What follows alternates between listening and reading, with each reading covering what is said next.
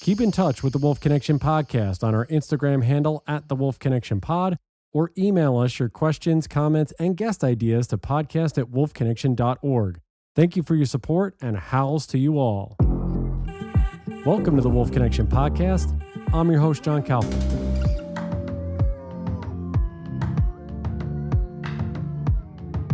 So a podcast for Stephen and I that might be a little bit on the lighter side, although we are going to be touching on conservation and coexistence issues, but in a different format. So we met this individual at the Yellowstone Wolf Summit, which was hosted by Wolves of the Rockies. And since that point, we've been in communication. There are some very exciting publications coming out in a different format. So children's books, but they also branch over into the conservation side, and really excited to have from Idaho Falls, Sylvia Medina. Sylvia, it's great to have you. She's the president of Green Kids Club, and we'll get into everything about that. First and foremost, how are you doing today? Good. How are you doing? Good. Just lots going on, as you know. Life takes us in many different directions, but we want to get a background here because just before we recorded, you were saying that Green Kids Club been around, fairly new, 6-7 years, but really have hit your stride in the series that you gave Stephen and I, a lot of those books that you've published in the last 2 to 3 years or 3 to 4 years.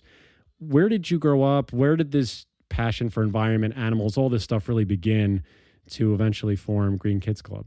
Well, I grew up in Flagstaff, Arizona. So I've always kind of lived in the mountainous areas, and grew up loving the environment and going hiking and doing all those great things. My dad is a land surveyor, and he would take me out land surveying. So I would be outside all the time. And he's an engineer, and eventually I became an environmental engineer because of my dad. So there's the technical part of being not just an environmental conservationist, but an environmental engineer. So eventually when I got my degree, I moved over from New Mexico, where I went to college, to Idaho Falls. And Idaho Falls is, as many people know, is located very close to Teton National Park and Yellowstone National Park. And, I started going over there to see what was, I didn't know much about either park. But when I grew up, I always loved animals, loved dogs, and, had chickens and turkeys and ducks and all sorts of animals when I grew up. And, I just went out to the area, and I discovered grizzly bears. I discovered that there weren't many bears there. And actually, when I moved to Idaho Falls, I came to work for the Department of Energy laboratory here. And so I'm considered what they call a lab rat here. So, when you look at the movies that was based in Los Alamos, that's kind of, we dealt with all the waste that was coming off of some of those projects. But anyways, so I just really loved the environment, loved the animals, and, really started learning about endangered species. And I became involved with the Greater Yellowstone Coalition, and actually, just kind of put together some documents for them and learned about the gold mine that was going in at the time. And so that was really an exciting time for me, just to kind of learn about that. And then while in Idaho Falls, the other animal love I have is saving dogs and cats. And there was no animal shelter here in the area. And so at the time, they were euthanizing about 10,000 animals per year here in the location. And I was doing some work for the Humane Society. And eventually, later on, I actually I'm now the founder of the Snake River Animal Shelter. I was able to raise enough money and, get some land given to me by the city to actually have a shelter here. And so the euthanization has went away. But so the love of animals isn't just for, the wild animals, but also the ones that we get to deal with every day. So that's kind of some of the early projects, I did, and so that's a little bit of my background. Wow, that's cool. That's pretty intense. That's pretty wild that you're able to start a shelter there. And I didn't realize there were that many euthanizations. That's a lot happening. That's a lot. Meaning there's a lot of animals obviously running around without a home. My goodness. So go into then obviously pairing this passion of rescue and, helping all walks of life here into Green Kids Club, because this, like you said, fairly new. under 10 years old, meaning, so hasn't been around for a decade, but really seems to have an incredible impact on a lot of different sets of animals across different organizations. So what's really the mission when you started this whole thing and you had sort of the storyboard in your mind? What was your ultimate vision for Green Kids Club and how you wanted to see it play out? And has it played out that way in the last 6 or 7 years for you? Um, well, when I started Green Kids Club itself, actually, I ended up owning a company called Northwind. It's an engineering company, and what we did was environmental cleanup all over the country, and I did that for about 14, 15 years. So during that period of time, I quit doing some of the conservation work because I had a business, and it was really pretty exciting time. We actually did a lot of environmental type work where we would go out and track walruses in Alaska. And I mean, it was kind of a lot of work for the Department of Interior. So we did some really fun work, but we also did some work for the site here. And eventually I sold that business. And then during that period of time, I had children, I had twins, and that's basically the reason I decided to sell the business, because I was just flying too much. And I kind of, I love animals, and I was looking at my children one night, and I thought, it'd be great to teach my children the importance of environmental stewardship and teach them how important it is to just protect our world and protect the animals in it. So I developed the concept in my mind of about 3 little kids that were mine, and they're the Green Kids. And actually just kind of like come up with some ideas on different storylines on how they can save the planet, and realizing now, at the time, I'm an environmental engineer, and so I wasn't very good at writing anything other than a technical document, about transuranic waste or something, and radionuclides and blah, blah, blah, And Right. so, I just decided to start writing these books. And to be honest with you, I did a pretty lousy job. I didn't really know what I was doing. I wrote these stories. They came out all right, and they were about my kids, who are environmental kids, and I was going to read them to my kids and maybe make an animation. That was my whole plan. And I didn't do a good job. And also, I didn't realize, the storyboarding. I didn't realize, what goes into it. Our art did need some help. I didn't realize that we had issues with our art. So, but I kept going. I kept working on it. And then, in the meantime, I started bugging some people online. I'm really good at that. So I started bugging this woman from Elephants Without Borders, and she's the co-founder of that organization, and they're a big organization. And I said, hey, you want to write a children's book? And she's like, sure. And she sent me back a note from Botswana. And I was like, oh my God, she's responding. So we wrote Wow. this children's book, and, it wasn't too bad, and, but, it was still far from what it should be, and so then she contacts me and says, hey, you want to come to Botswana and see what we're doing? And I said, sure. So I flew out there, never really been to Africa. And I get flown out to the camp where they're out in the middle of the Okavango Delta. And I don't know if you know that much about Botswana, and out there, when I got there, there was she was there. They had their campsite, and actually in the meantime, they've done some movies. They're fairly famous. They tracked all the elephants in all of Africa, minus a couple of countries. They actually went and counted them. And so I get out there, and there's a baby elephant that somebody brought in, and probably maybe 2 months old, and it was burnt. It was really burned up. And what happened was they believed that some poachers had started a fire, and the whole herd took off, and the baby was left behind. So I ended up out in the Okavango Delta with Elephants Without Borders, with Kelly and Mike, and the group, and they're trying to save this baby elephant. And I'm just sitting there watching this whole thing, and I grew up raising calves, so I know how to raise a calf, but they're like, Sylvia, this is not a calf, this is a baby elephant, Right. And so I spent the whole week out there. And when I was out there, I sat there and I thought, why don't I write a story about them? And the elephant's name is Molelo, his name, and that means of fire in Swahili. And so So anyways, that's the beginning of how the Environmental Heroes series started. We went ahead and wrote that story together. The little baby elephant was flown into, a town called Kasani where they had their elephant camp or an elephant orphanage. And that kind of started things out. And so that was, and so then I started thinking, maybe I can really make a difference with, these storylines about real animals, real conservation groups, and, work with them and see what I can do. And so that's how the idea developed in the first place. Yeah, because you have such a there is a wide range here. I mean, we're looking at the environmental stories, or I'm looking at it on the website, and you have there's one on there's lions. We have, I think there's a rhino in there, cabello. I hope I'm saying that right.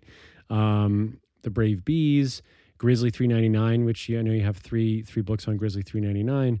What's the process for you when you look at this? Because now that you have this structure in place, what's the process for you for picking the animal, picking the environmental cause, and then marrying those two together, or those three things together, and getting a story out of it? So how did, once you did the first one and then you move forward and you do the rest of these environmental stories, so let's just pick, Grizzly 399, like with that one's over the course of 3 books, which is really good. I mean, I read through them after you gave them to us at the summit.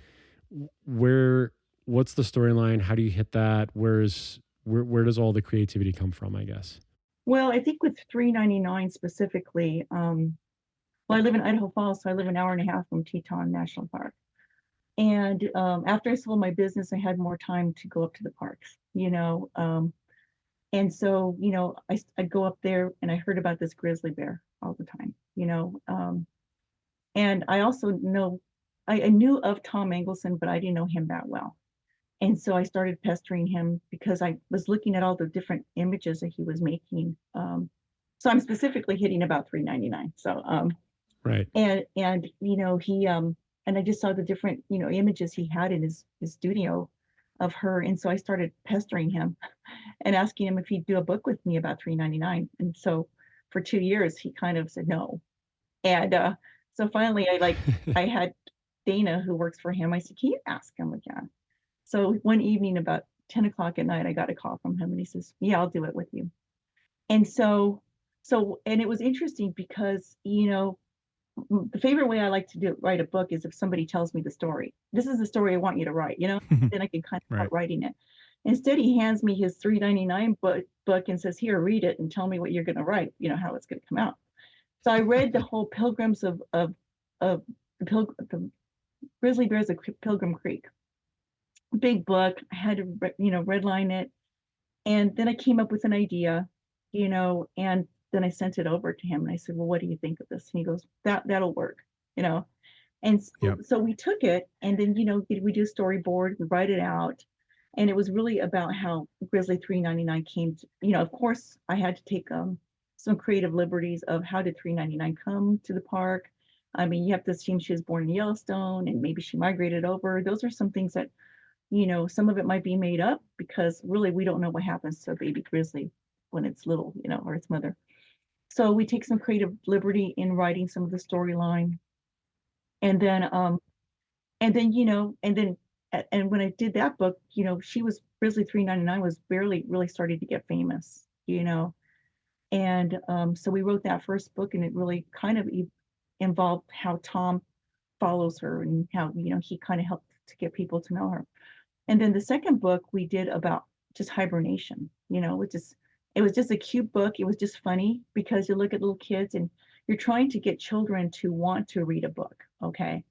And, right. If they're sitting there like laughing about certain things, so I kind of made it humorous about what would it be like to have 5 grizzlies that are growing in, a den.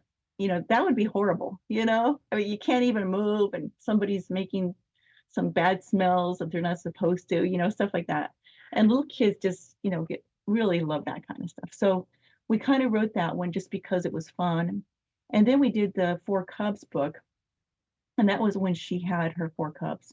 And just the issues that surrounded, people actually habituating grizzlies, habituating bears. And then during that period of time when we wrote the book, I don't even know, 30 to 50 bears that got euthanized by the Fish and Game Department. I think maybe it was Wyoming Fish and Game Department or the park. I have to go back and look at that. But it was just kind of really sad because this is what people have done to these animals by, feeding them, and they shouldn't do that. So the book was specifically to teach children to tell their parents, hey, you shouldn't be doing this, And that's the year that 399 went into town with her cubs. I don't know if you guys know, she actually physically walked in downtown Jackson at night in the evening with 4 cubs that were like almost 2 years old, huge animals downtown, and and they were lucky that nobody ran into 5 huge grizzly bears. Yeah. So that's kind of what the stories are about, is what can we do to stop some of the activities, that the bad habits and things that we're doing that are destroying these animals, because they're learning bad habits, Yeah. Right. So that's kind of what happened with the 399 book. So essentially what I do is, I identify, so I spoke about 399, but sometimes I'll get a call from somebody and says, hey, we'd like you to consider writing a book for us these days. I just got a call from Ocean Wise. They want to do a book on, an animal, maybe a shark or something. I got a call from a cheetah organization based out of the UK. They wanted a cheetah conservation group. They're talking to me about doing a book in about 6 months. And right now we have another book that's coming out pretty soon that I'm working on orcas. But I do get calls, and then periodically I just see a story and I'm like, I want to know more about it, And so like we did a book with a woman called Lek Chilart from Save Elephant Foundation, based out of Thailand. And I saw her and I was just really touched by her story and what she's done. And so I flew myself to Thailand and met her. And Right. we came up with the story, documenting how she became who she is and what she's done. So What is it about your personality, or I don't want to put words in your mouth, but why do you think you're the type of person who can write kids books? I mean, not everyone can. I mean, many people can think of stories, but I think kids books are kind of a very specific art form. I mean, what is it about stories for kids that speaks to you and feels like a natural art form, if it does? Well, I have 3 children. I have twins that are 17 now, and a little boy that's 14. And so, you sit in the car and you hear them talk, and as an engineer, like I said, and I'm kind of making fun of it, but when you actually get an engineering degree, you don't take classes, that many classes in English or anything. You're like, Right. take one course in writing or something, and that's it. And the rest are like electrical engineering and fluid dynamics and thermal analysis and all this stuff, and so you take engineering classes. And so for the most part, I would say most engineers aren't good writers. I mean, for like a children's book like that, and so when I first wrote the first books, I have to admit, I think I did a really poor job, and then, I started kind of looking at it, and I also volunteered as a librarian for my kids' school because they didn't have one. And so I started looking at all the books that the kids were reading and what they liked. And I started kind of, picking up, the nuances of how to write stories. And I'm still learning it, to be honest with you, because it differs for different age groups. And sometimes I think I'm still not the best writer, but after a few runs through a story, I'm like, I can pick out, okay, this is going to be good for the kids, and right now, to be honest with you, I'm working with some co-authors on these books, not Doug, but some of the other folks, on different books, and their writing is just too advanced for kids. And so, I have to bring it down and say, no, this is how a kid talks, not like this, And so I have learned a lot, and I'm still learning, Stephen. So did that answer your question? Yeah. Yeah. I think coming from also, I would imagine the way your brain works in an engineering sense, that's a interesting comment you just made, is that you're the one that's taking the language from people who are helping you, or like you were getting ideas for authoring these books, and you have to bring it down to a child's levels. Because I can't imagine, I'm wondering how that works for you in your brain, because it's probably technical, and I don't want to put words in your mouth either, but being an engineer, I'm sure there's a lot of different processes going on inside of your brain, as opposed to, like you say, bringing it down to a child's level, reading level, and a story level in that way. Do you find that does that help or hurt you when you're going through these things? Well, it's kind of funny that you say that because, the thing is that, I'm also of Hispanic Mexican descent. Okay. So, we're third generation, but I learned my first language was Spanish, and I only knew Spanish till I was 5. And so, and then actually I didn't even know how to speak Spanish after many years, because I went to school. But my parents spoke, very broken English for a while. Their English wasn't that great. So, I already kind of grew up with, language that wasn't as technical. So for me to go from being where I was to becoming an engineer and then learning that language and then coming back, actually it hasn't been that hard because that's how I originated, actually. So, and then I have 3 kids. I hear them talking and but some of the stuff they say these days, I don't know, I can't repeat them. So anyways,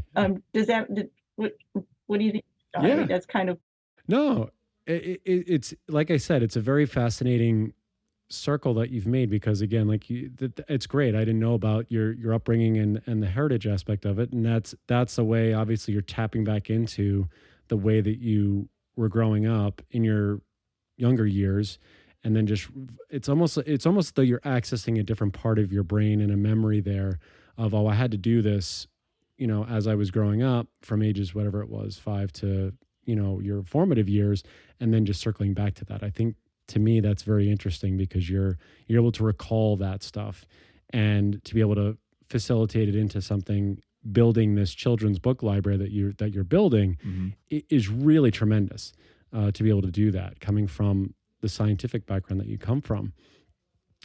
When you go through all this, I guess and we'll get to the Wolf books in just a moment, because that's the thing that we want to. We'll get to that in just a moment. But when you're putting these stories together, what's the ultimate goal for the readers that are going to be picking up these books? Is there a specific intention? Are you hoping that the story ropes them into the issue that's at hand, or vice versa? Or, like you said, sometimes just making a book that is interesting and fun to get a young child to want to learn more about grizzlies, learn more about rhinos, whatever the animal may be. Well, it's kind of the one thing that you look at the books that I've written. Well, first of all, I have a few illustrators that are really good. One's Morgan Spicer, and she did the 399 books and quite a few of the other books.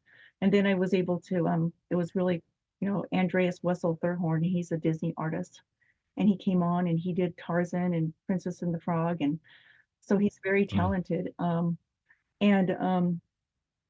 kind of look at the different, and I just brought up the art because the art, of course, has to bring the kids into the stories.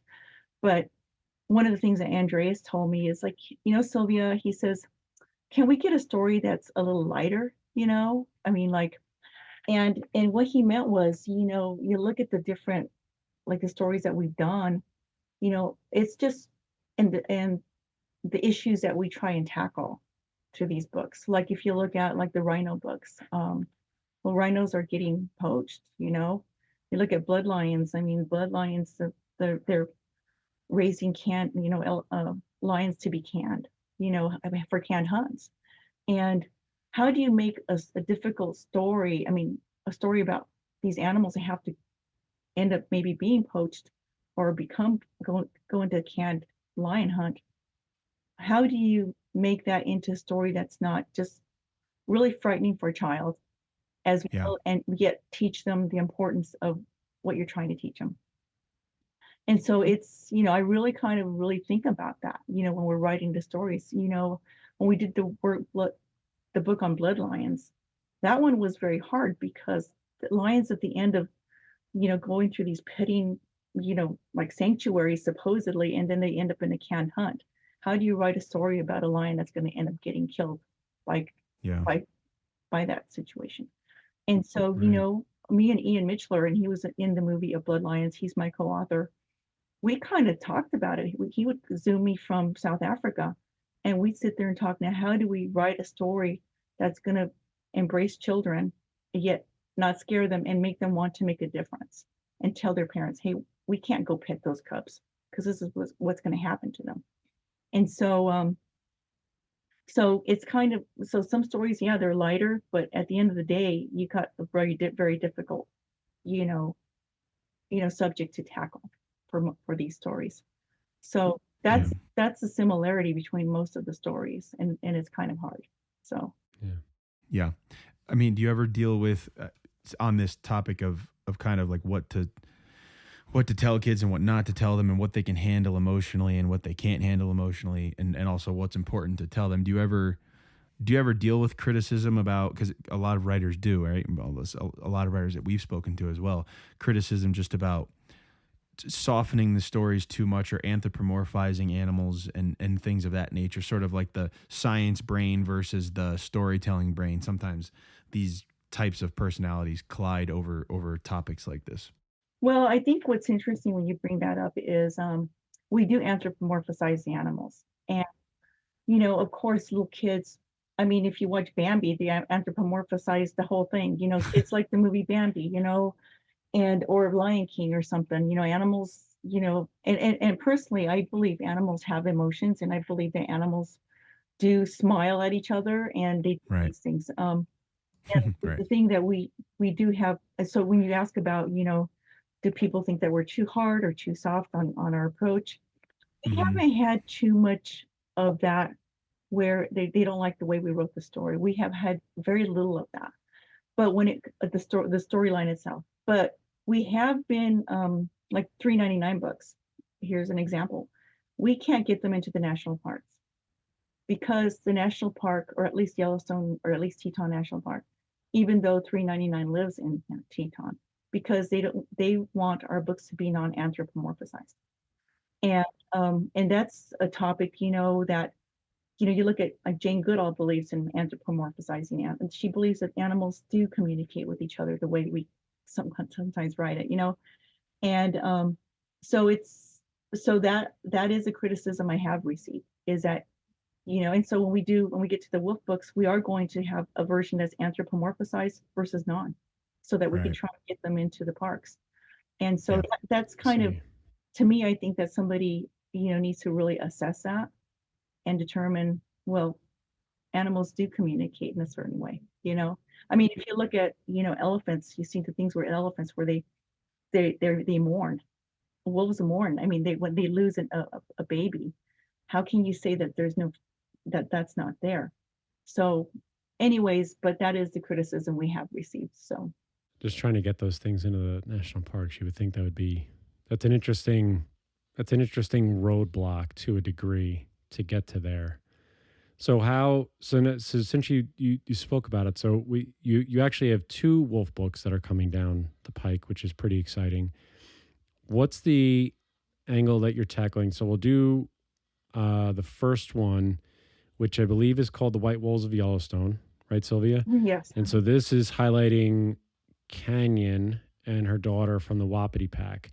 So what's the angle that you're going to, tell us, I guess, initially about the story, and then how you're trying to have one side anthropomorphize. Oh my God, I can't say the word. You know what I'm saying? It's a hard word. One where it's a hard word to say.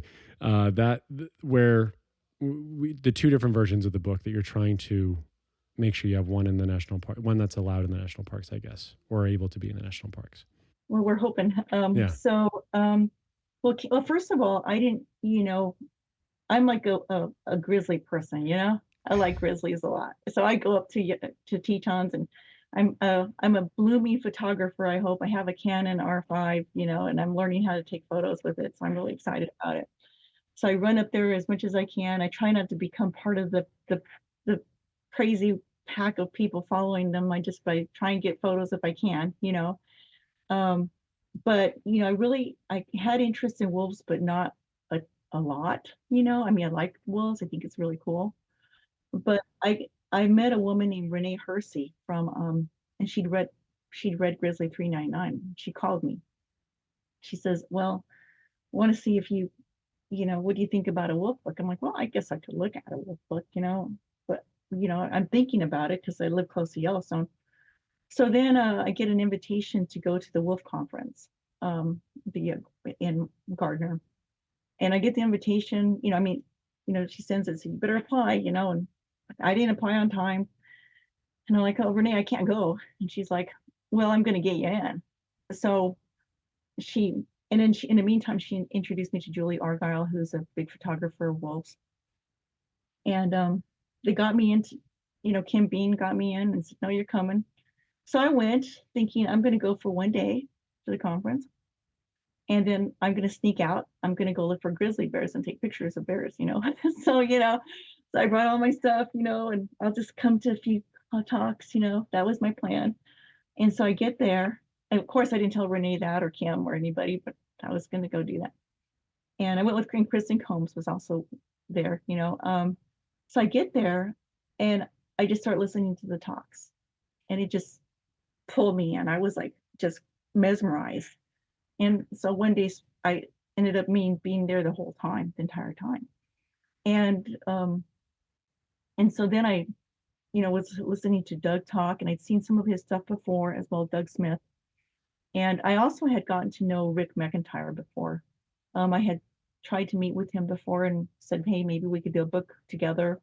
And he just, with his current publishing, he's publishing children's books or books themselves, he could not work with me because he was already kind of called for.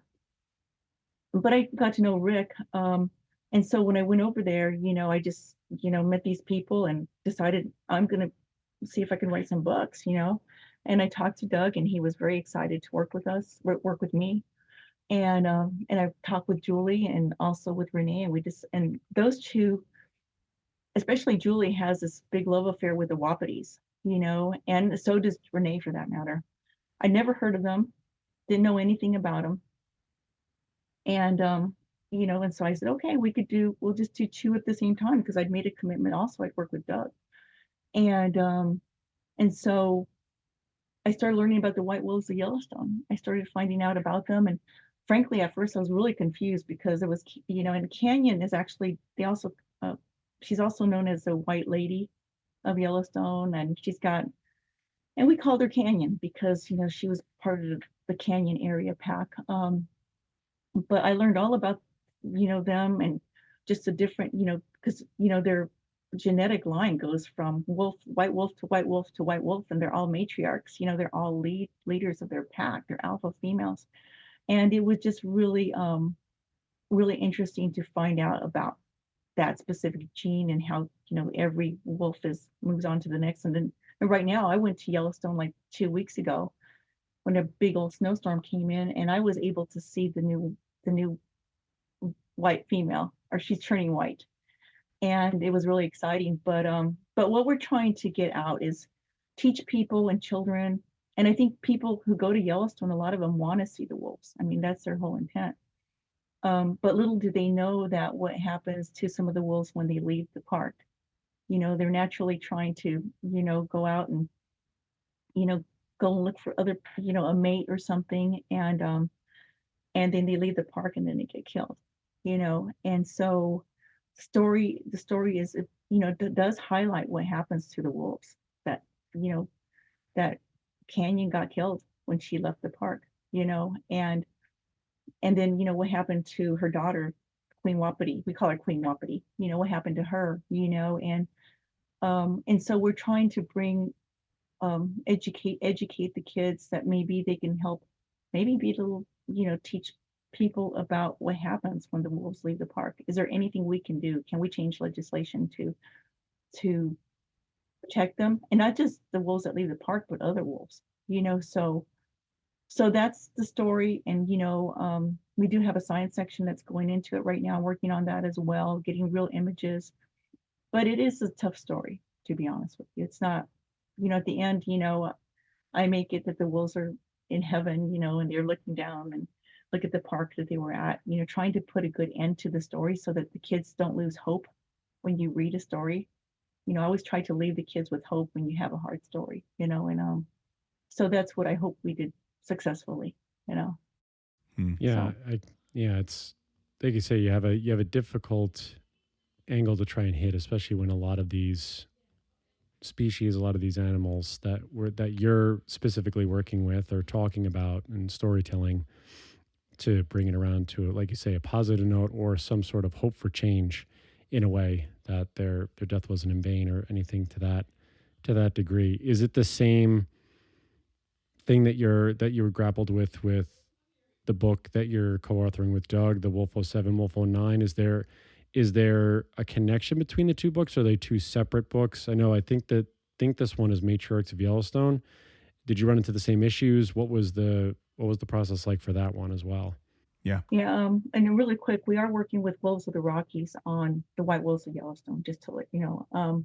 Oh, cool. That's great. Shout out to Mark, Kim, and everybody Yeah, there at Wolves of the so Rockies. It's great. it's been really good, and then we're going to give some of our proceeds to them, and also Trap Free Montana. So, Great. but with the book we're co-authoring with Doug, or I am, he said, well, Sylvia, you really can't write a story about a wolf until you know what happened, how it started. you know, um, so then I kind of course, I researched all the different children's books that are out there about this subject, and they're not nothing like what I write. They don't look anything like my books. And so we did a Zoom call. Doug just told me the story of what happened. And we did a couple of Zoom calls. How they brought the wolves in from Canada, how he was involved, and just the entire story. And he said, Wolf 7 and Wolf 9 were some of the wolves, the main wolves that first came in. And they're part of the Rose Creek pack and also the Leopold pack, that were the originators of the packs. And so, so his point was we should really tell the kids this is how it all started again after we did all this. And so when him and I went through it, it is different because we ended up going into like all the Leopolds and how, the words that he said about the fierce green fire dies. We went into what happened with the wolves getting completely exterminated by people in the early like 20s. So we actually went back in time and we talked about how there were all these wolves here. And well, actually it starts with this one lone wolf in Yellowstone, and there's nobody left except him because everybody's gone. And then we go from there to, you know, um, what happened in history. So we were working at trying to bring in, people signing the Endangered Species Act. What did it look like? I didn't know that Nixon signed it in. I was like, wow, he signed it in. And the feelings of the natives, how the natives love the wolf and how they see them as part of, their, they as their brother, pretty much. We brought all that stuff into the story. So it goes into that, it goes into the Endangered Species Act, then it goes into actually identifying the wolves, bringing them in. And so the book is like, with the science section, it's going to probably be about 50 pages, 55 pages, 56 pages. And then we go from there, and then, where we actually go and bring the wolves and go to Canada, bring them here. And, Doug brought up things like, well, Sylvia, this was really controversial, what we did here versus this. What do you think about that? And I'm like, well, we don't have to always bring all that stuff in. This is a children's book. This is how it evolved. But we were very right on in terms of truth. He taught me a lot about wolves, about the pack mentality and, and that they like the cold weather. The wolves love the cold weather. I'm like, and so anyway, so it went into Wolf 7 and 9. 9 is the mother who came in, and 7 was the daughter who came in from Canada, and how they ended up, being acclimated with Wolf 10. And Wolf 10 is the first wolf that, well, he's the one who got first poached. He's the one who got poached up in Red Lodge. And so it hits on, this is the first wolf that was poached. And that was kind of hard. So then again, it goes into the same kind of thing that happens with the White Wolves of Yellowstone. The wolf gets poached. And then you got Wolf 9, where she's, that's her daughter, and she ends up really helping to establish, both of them helping to establish the main genetics of all the Yellowstone wolves, that they were one of the main, wolves that brought that in. So that's kind of the storyline. I mean, it's and it's important, I think, to know, well, why did the parks bring them in the first place? Why did they come from Canada? Why are the wolves come? And so those are, I think the kids would now know why they have these wolves here. So that was the basis of why we did it. So that's a long answer. So It's okay. I think it's important because to me, uh, because yes, I mean the Wolf 10 is poached, but I think what's different, at least from what you're telling me about Wolf 7 and Wolf 9, is that this is almost a rebirth story, which is actually, again, when you talk about hope and things of that sort, it's all this terrible stuff happened prior to this reintroduction, and now this is sort of the rebirth of that, or trying to restore something that was already here. So that could be a different angle, maybe, that hopefully the kids take out of it. it did good to right our wrongs, you Yeah. know. Yeah, and to change some of the stuff that happens there. Well, I guess the thing we want to know too is that when are both of these stories going to be ready? Because I'm sure there'll be a lot of after people hear this, or they know, if they're fans of Green Kids Club already, and they notice that there's Wolf books coming, that'll be a pretty cool thing. So when are these going to hit the shelves or hit Amazon? Where are people going to be able to find them, and where and when are they going to be able to find them, I guess, is the question. Well, the plan is to have them, ready to hit the stores by end of April. We were trying to do it earlier, but I did 2 Wolf books simultaneously, and so that kind of really worked me over. And then they'll be in Amazon, they'll be on our homepage. We're talking to different retail stores in Yellowstone area and in Teton area to get them in. And like I mentioned, we're going to do an anthropomorphized version and a non-anthropomorphized version. So the non-anthropomorphized version, we plan to get in front of the committee who reviews the books at the park within the next several weeks, sometime soon. And hopefully we'll get them in the parks as well, to get accepted. So we're looking like end of April, early May. So That's great. I mean, that's good. Springtime is good. What's the, if you can answer this, what's the process? Is it simply just, we're talking about the board, I guess, to get the books into the parks, or to be shown in the parks? Is it just a simple, they read the book and they make, is it an opinion based vote about it, or is there something a little bit more that goes on with that? I really don't, to be honest with you, I really don't know. But I do know that Doug Smith knows. So, I'm gonna, hit him pretty. Of course, he helped co-author one of them, so I think he'll know what the rules are, and he'll say, "Well, this isn't gonna work. You can't have the wolf smiling here, Sylvia, or flashing her eyelashes at the other wolf. That's just not gonna be okay, So when we come to like illustrations like that, we'll bring them down so that it looks a certain way. It looks more like a serious wolf versus a flirty wolf, for example. And then so I'm assuming, Doug told me that he could probably work with us and help us get through that, is a hope. It's not a for sure thing, but I do know that they meet periodically. The committee does. That's all I know about it. Okay.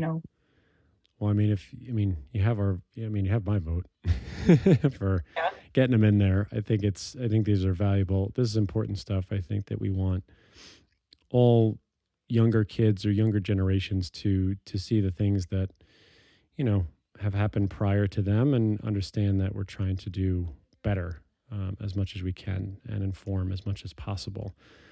What is in the future for Green Kids Club? I know you have the 2 Wolf books; those are coming out simultaneously. I'm sure you're not going to do 2 books at once again, but what's in the next few months, the next 6 months, the next year for Green Kids Club and Sylvia Medina? Well, the thought is, first of all, I probably want to slow down just a little bit, because I'm a little tired, but I do like it. I don't really get paid to do this. And we're a for-profit company that doesn't make a lot, but hopefully we'll get there. We're trying to, at some point in time, get it into animation, these stories. So, we have been going to something called Kids Green, trying to promote the Environmental Heroes series books with maybe like Nat Geo or Discovery. We have plenty of stories, and part of our proceeds can go to these nonprofit groups and see what we can do to make a difference. So that would be something I would love to see. But in the meantime, I'd like to do a book, because we just finished a book called Learning About Grizzlies, which we still need to do a press release. on, and it's just, learning about grizzly bears. It's like, their habits. And so I think I'd like to do one learning about wolves that can maybe go with this book. And then also I've been asked to do a book on, I'm working actually with a producer named Phil Fairclough, and he's the one who did a Grizzly Man. He produced Grizzly Man and Rhino Wars. And so we're writing a book on, it's called Scully, about the orca that died at Miami Sea Aquarium. Okay. So that one's about, we'll try and finish that up in the next, probably by June or July. And then, like I said, I did get contacted by a few groups to look at a cheetah book and also an ocean type, maybe a book on sharks. And somebody asked me to do a book on horses, wild horses. So everybody has an idea, but it takes a lot of work. It's a lot of work. I think people think, well, it's a children's book, but we have to, develop the storyline, work with people which organizations we're working with, and then do the illustrations. And it's just, but I'm really happy with the way they're looking these days and how they're coming out. So Yeah, they look great. we're also working on trying to get our marketing arm a little stronger. Being in Idaho Falls, when you don't live in New York or California or something, it's a little hard to get us out there and get us known, because, when you live there, you go to these conferences, get to know people. And when you're here, it's not that easy. So we're pushing that pretty well. We're going to go to the licensing conference in Las Vegas and see what we can do to get our brand recognition. So yeah, a lot of work. Yeah, it's always the thing to get your name out there. I mean, hopefully we can help as much as we can. Obviously, anybody who's listening to this, and we'll share some of the pages and stuff like that. My two more things. The one I don't think I even asked in the beginning. When you partner with these conservation, or you partner with the groups, whatever it is, you said some of the proceeds. Are all of the proceeds or most of the proceeds going towards, like you were saying, you're working with Wolves of the Rockies on the White Wolves of Yellowstone? Is that how it happens with any of the stories? With the elephant rescue, when you were talking about Malalo, the fire elephant, does it go towards? Do the profits of the book, whatever it is, go towards the sanctuary, or go towards the preserve, or whatever it is that you acquired or you got the story from? Is that typically how it works? Yeah, if you look at nonprofits, typically, like if somebody does something, they'll donate like 5% or something. Mm-hmm. We donate somewhere between 10 to 30% of our proceeds, but that really makes us a nonprofit company, and so which means that we absorb all the costs, because illustrating a book costs about $10,000, and then to get editors and everybody involved, you're looking at, those are just some really low costs. Actually, if somebody wanted to go in and publish a book, it's probably about $36,000 to $40,000 just for self-publishing. But so it does it. So I'm hoping at some point in time. A lot of times I donate part of it or more of what it costs to produce a book. Sometimes I do the whole thing just because I want to make a difference, really make a difference. But so normally, so like just right now, we don't call them royalties, we just call them donations. At the end of each year, we'll go ahead and give them anywhere from 10 to 30% of our proceeds. We figure out how much we've sold, we send them a check, and that's how we do it. And also, we also come up with an agreement, how it'll work. I usually give them 1 to 200 softback books so that they can do anything they want with them, and try and promote them on social media, and do what we can. So that's our approach. That's great. No, that's good. Anything giving back is something. And listen, anybody who's listening, we're going to have Green Kids Club website where you can get these really the books are really beautiful. The illustrations are great. The stories are great. The cause is great. And so we will have all that information, and obviously get ready for those wolf books that are coming out in short order. So anybody who's listening to this, they'll be ready to purchase soon. Sylvia, my last question for you is, when you hear the word wolf, what's the thing that comes to your mind? Well, seeing that I was in Yellowstone 3 weeks ago, it was really crazy, because we got a snow coach at the last minute, me and Rene and her partner or Ellen, and we just decided to go. Let's just go. And it did cost money, but we thought we got to go in there. And I hadn't seen the wapitis, and so we started going in. We went through Gardner, and then we got over to the Madison area, and our snow coach guide, his name's Gypsy. He's like, let's go back and forth. Like, he goes, I think the wolves are here around here somewhere. So we rode back and forth for like 5 hours. And then I'm Catholic, so I started praying, oh God, please let us see the wolves, And then I go to Africa periodically, and I could hear in my voice, my head voice, oh, there they are, like with the lions. There they are. And then just a few minutes later, I heard, oh, there they are. And we saw all 13 of the wapitis looking straight at us. And we were all alone. There was nobody else but us, because we were living in that part of the. So right now, when you say, what do I picture the wapitis all looking at me. It was fantastic. And nobody else but us out there. That's a fantastic moment. It really is. Yeah. Sylvia Medina, again, thank you for what you're trying to do to promote all this information, this conservation for the next generation, to make them informed. It's beautiful. So thank you for everything you do, and you're going to continue to do. Thanks for joining us. Really appreciate it. Thank you so much. I appreciate you guys interviewing me. So thank you. Of course. Just stick with us for a minute while we sign off. How's to you all out there, and we'll be with you next time. Bye, everybody. Looking for more information about Wolf Connection or the podcast? Please visit our website at wolfconnection.org, where you can donate, sponsor a wolf, or become a volunteer.